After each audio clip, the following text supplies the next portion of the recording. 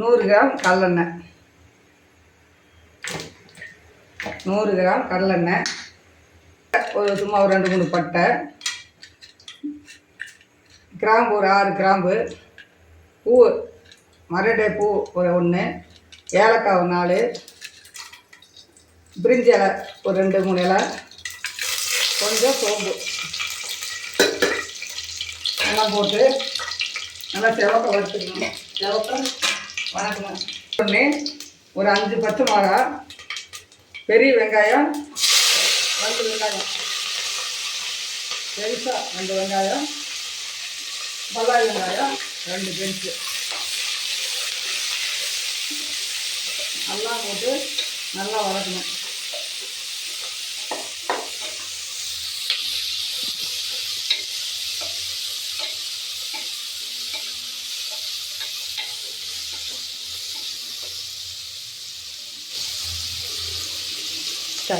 அது கூட 2 ஸ்பூன் நெய்,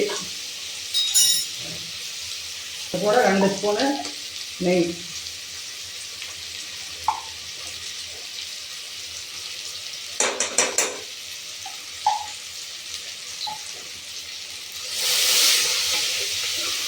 நம்ம வதங்கினது தக்காளி பெருசாக இருந்தால் 4, இந்த சின்னதாக இருந்தால் 4, பெருசாக இருந்தால் 3 தக்காளி. நான் 4 தக்காளி போட்டிருக்கேன் சின்னதாக இருந்ததுனால. நல்லா குழைய வரைக்கும் நல்லா வதக்கணும். கொஞ்சம் கொஞ்சம் கொஞ்சம் உப்பு, அதுக்கு தகுந்த உப்பு.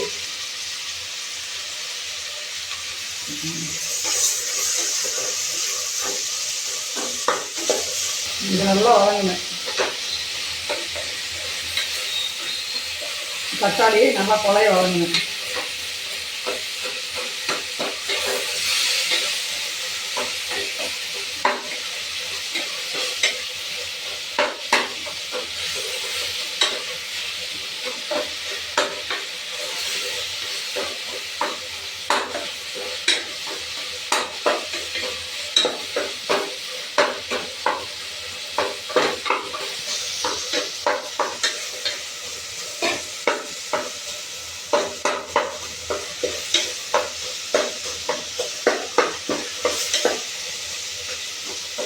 தக்காளி நல்லா குழைய வதங்கியாச்சு.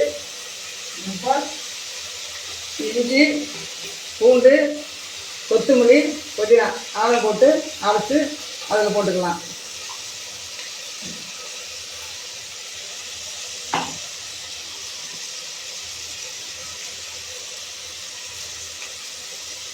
அப்புறமேல கொஞ்சம் மிக்ஸி ஜாரில் தண்ணி ஊற்றி கடைசியாக அரைச்சி வச்சுக்கலாம்.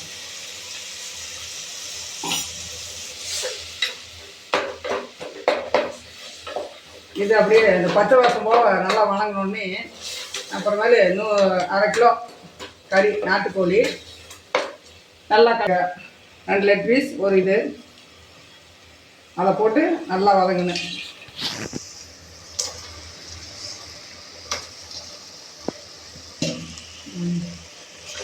இதை நல்லா வதங்கணும். கூட கொஞ்சம் கொஞ்சம் மஞ்சள்தூள், சும்மா ஒரு 1/2 ஸ்பூன் மஞ்சள்தூள்.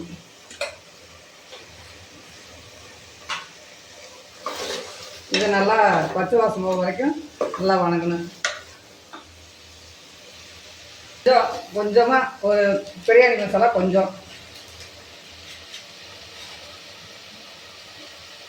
பிரியாணி மசாலா கொஞ்சம் போட்டு மறுக்க அதையும் இந்த சிக்கனோட தான் போட்டு நல்லா வதக்கணும்.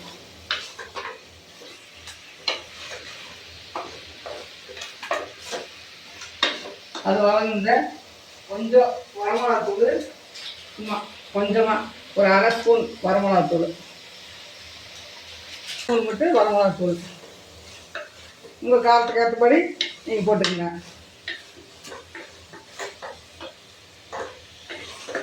இப்போ எலுமிச்சை பழம் தண்ணி கொஞ்சம் ஒரு 1/2 எலுமிச்சை பழம் ஊற்றுறோம்.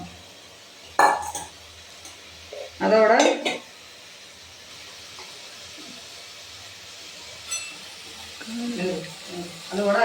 கொஞ்சம் புளிக்காத தயிர் நல்லா ஒரு கரண்டி அந்த கறி வந்து நல்லா இதாகாமல் கட்டி கட்டி இல்லாமல் நல்லா கறியை நல்லா சிக்கன் நல்லா பெரட்டி விட்ருங்க. அப்போ தான் அது வந்து நல்லாயிருக்கும்.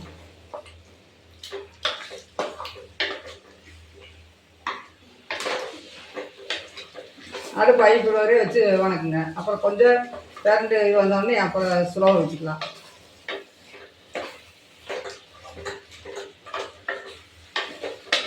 இப்போ கொஞ்சம் உப்பு போட்டிருக்கா. இப்போ பத்தலைன்னா கொஞ்சம் போட்டுக்கலாம். இப்போ முதல்ல நல்லா தண்ணியெல்லாம் ஊற்றி அதை ரெடி பண்ணிவிட்டு அப்புறம் போட்டுக்கலாம். அரிசி அது 1/2 கிலோ. அதுக்கு சிக்கன் சம்பா அரிசி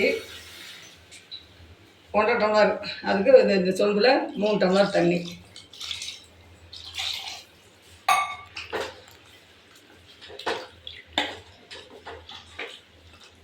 நல்லா கொதிச்சு வரட்டுன்னு கறி நல்லா கொஞ்சம் வெந்தோடனே அப்புறமேலு அரிசி போட்டுக்கலாம். அரிசியை வந்து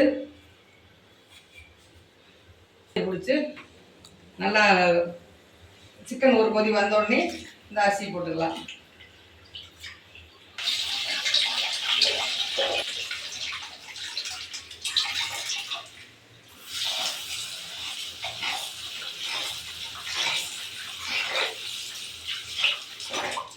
நல்லா 2 தடவை கல்லையை பிடிச்சிட்டு நல்லா கொதி வந்து நல்லா கொதித்து வந்த பாடு இந்த அரிசி தண்ணி பூரா வடிச்சிட்டு தண்ணி இல்லாமல் இந்த அரிசி போட்டுக்கணும். இது உங்களுக்கு பிடிச்ச அரிசியை வீட்டில் என்றைக்கு சமைக்கிற மாதிரி அரிசி கூட போட்டுக்கலாம். நாங்கள் ஆனால் இந்த சிக்கன் சம்பா அரிசி வந்து போட்டிருக்கோம்.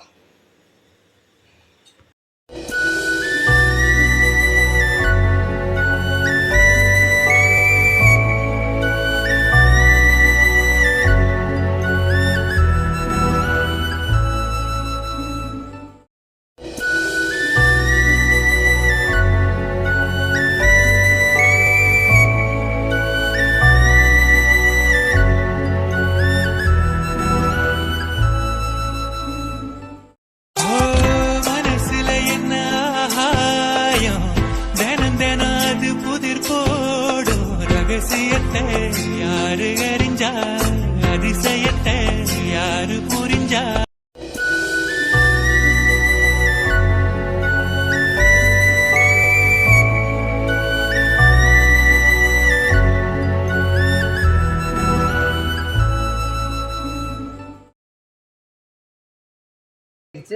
நாங்கள் பிரியாணி பாருங்கள். சோறு நல்லா பளபளன்னு, சாப்பாடு நல்லா இருக்குது பாருங்கள்.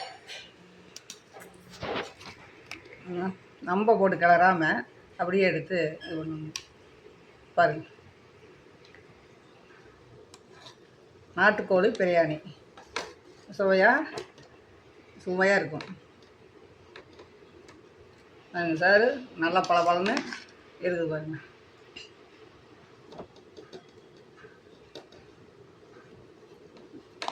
நல்லா கொதி விட்டதுனால 2 விசில் விட்டா சாப்பாடு நல்லா பளபளன்னு இருக்குது. தட்டு எடுத்துட்டா போட்டு தரேன்.